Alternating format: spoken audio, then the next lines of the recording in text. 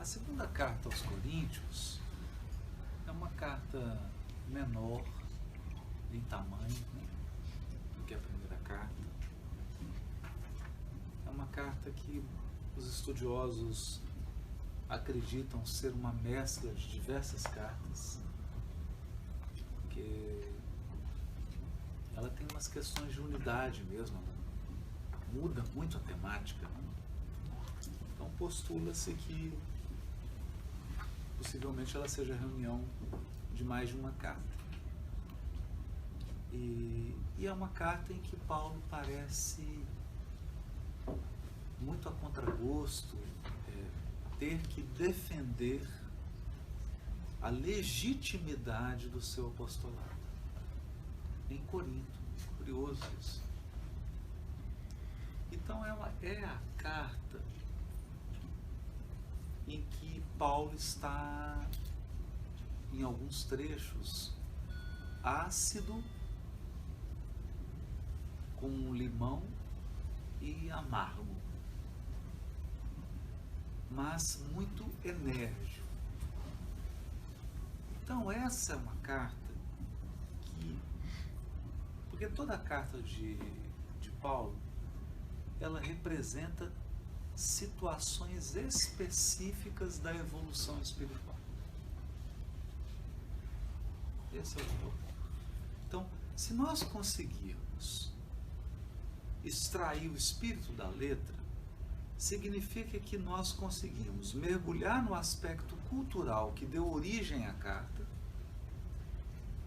porque se você não mergulhar no aspecto cultural, você não entende a carta no contexto dela.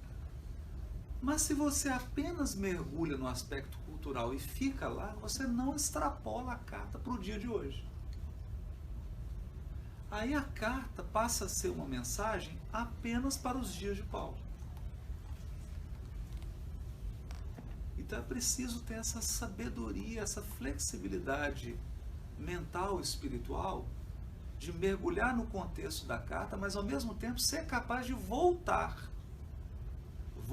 para a sua vida, o seu cotidiano, o dia de hoje, o trabalho de hoje, fazendo uma ponte de conteúdo. Porque o conteúdo da carta ele é eterno. Ele trabalha com princípios universais da evolução espiritual. E qual o princípio aqui que a carta vai trabalhar? É o famoso princípio do fogo amigo.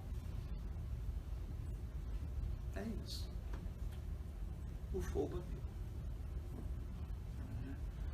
O maior desafio de qualquer trabalhador espírita são os seus companheiros de espiritismo. Não é? Serão aqueles que mais vão nos ferir, as feridas mais dolorosas, os ataques mais cruéis, os empecilhos mais delicados vêm do círculo íntimo da nossa atividade.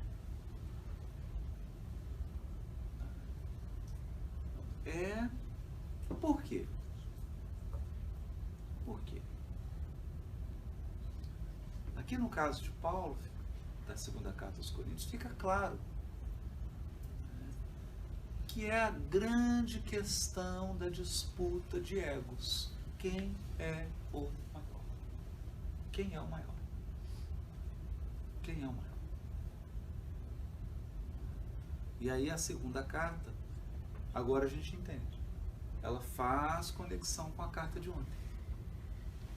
Quando Paulo falava do corpo, das funções, quando nós entendemos isso, que Deus se manifesta de múltiplas formas em todas as criaturas, mas em cada criatura em que Deus se manifesta, ele se manifesta de um modo muito peculiar. Quem entende isso, para de ficar se perguntando quem é o mais importante. Cessa isso.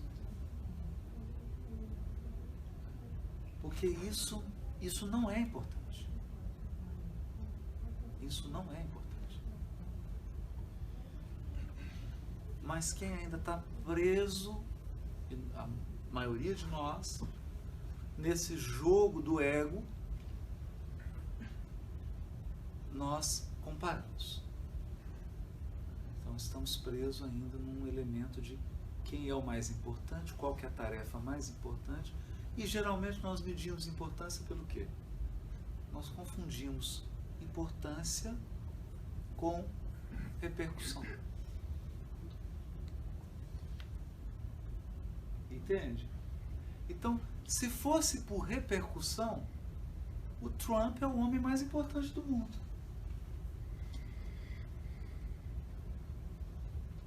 Vocês concordam que ele é o homem mais importante do mundo?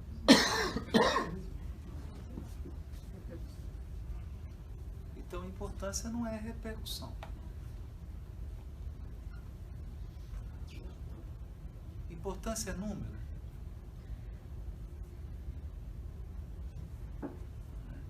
Hoje nós tivemos uma experiência. Se importância fosse número, os mais importantes hoje são os DJs ou os jogadores de futebol.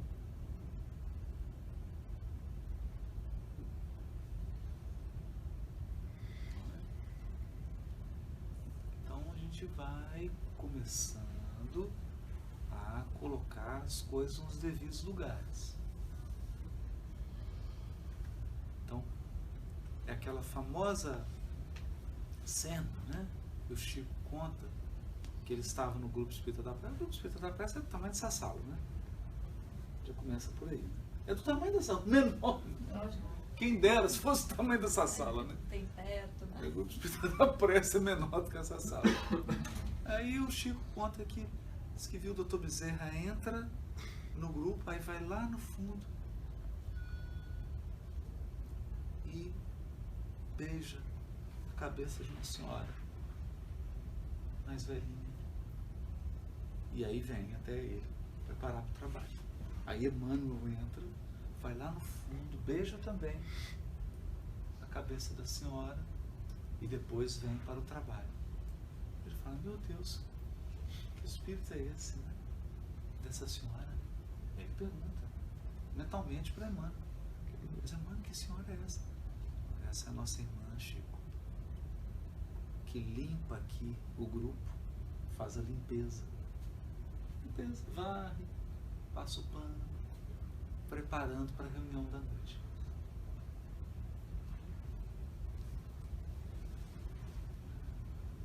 Então, quando a gente compreende isso, o que é o importante? O importante é quem cumpre o seu papel.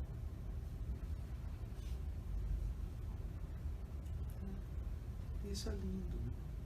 A pessoa importante é a pessoa que cumpre o papel. Se o papel dele é ser presidente da companhia, ele é importante porque ele cumpre o papel dele. Né? O comandante é importante porque ele está cumprindo o papel dele. Mas a pessoa que vai vir aqui recolher as vasilhas ali é importante porque está cumprindo o papel dela. E a gente percebe isso quando a pessoa deixa de cumprir seu papel. A gente vê o quanto era importante. Então aqui, nesse jogo de vaidades, Paulo precisa, grande parte da carta, da segunda carta aos Coríntios, ele precisa sair em defesa da legitimidade do seu apostolado. Legitimidade do seu apostolado. Da contragosto, ele diz. Não é? E aí é uma coisa triste. Isso é uma coisa muito triste. Ninguém saiu em defesa dele.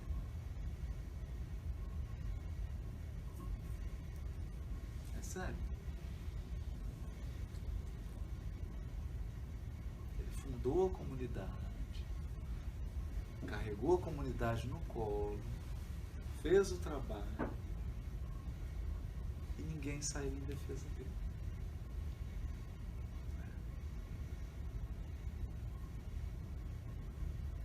Então a gente precisa ter muito cuidado com isso. Muito cuidado. Eu lembro até um caso que a Jussara conta, eu vou contar. Vou abrir, né? Uma pessoa chegou para ela e disse assim: olha, Jussara, sei lá, dos Estados Unidos, eu sou lá dos Estados Unidos, do movimento espírita. Aí como que anda de valdolatria no mundo? No movimento espírita internacional. Como que anda de valdolatria no movimento espírita internacional?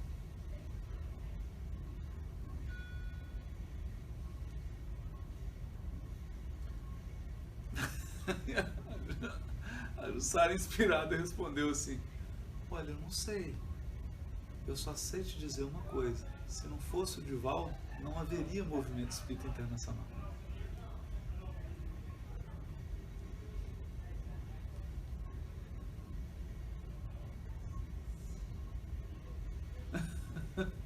Não é? É isso aqui.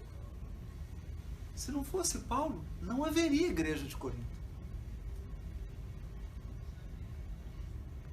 E aí a discussão da carta aqui, ele tendo que se defender, né, de que o que ele não tem importância. Percebe? É que é sério isso? É muito sério. Então, quem não possui ainda uma qualidade de evangelho e espiritismo no coração, a gente espera isso. Mas quem está na lida, nós não podemos nos tornar instrumentos disso. Não podemos. Não podemos nos tornar instrumento de demérito de trabalhador do Cristo. Agora, trabalhador do Cristo são seres humanos. Eles cometem erros, eles tropeçam na vida pessoal, tropeçam na tarefa, se equivocam, é natural. É natural. Eles são seres humanos. O que nós não podemos é deixar que a ingratidão comande os nossos corações e, pior, nos transforme em agentes do contra-evangelho. Do contra-evangelho. Né? Então, assim, se você perguntar para o Divaldo, falar assim: Divaldo, quais foram as punhaladas mais dolorosas que você recebeu na sua vida de trabalhador espírita? Não foram de quem estava fora do espiritismo. Não foi de ateu. Entende? Não foi de viciado.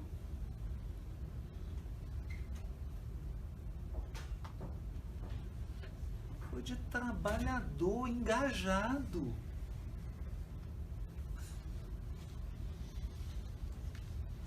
É muito sério isso. Muito sério. E o pior, o trabalhador às vezes é apedrejado publicamente sem uma voz sequer se levantar.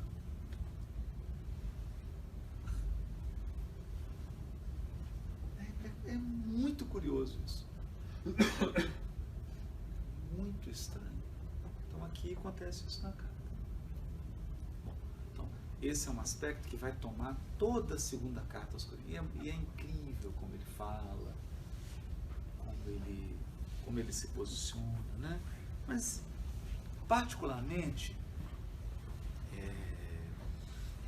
eu escolhi para hoje, para ser assim, até mais breve, o finalzinho do capítulo 4 e iniciozinho do capítulo 5 da segunda carta aos Coríntios. O finalzinho do capítulo 4 é um capítulo que ele vai falar sobre tribulação e esperança.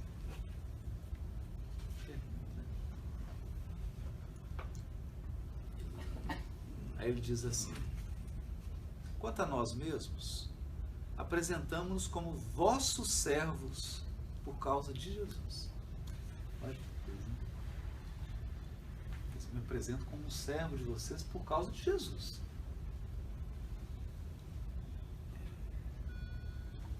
Porquanto Deus que disse, do meio das trevas brilha a luz, foi Ele mesmo quem reluziu em nossos corações, para fazer brilhar o conhecimento da glória de Deus, que resplandece na face do Cristo.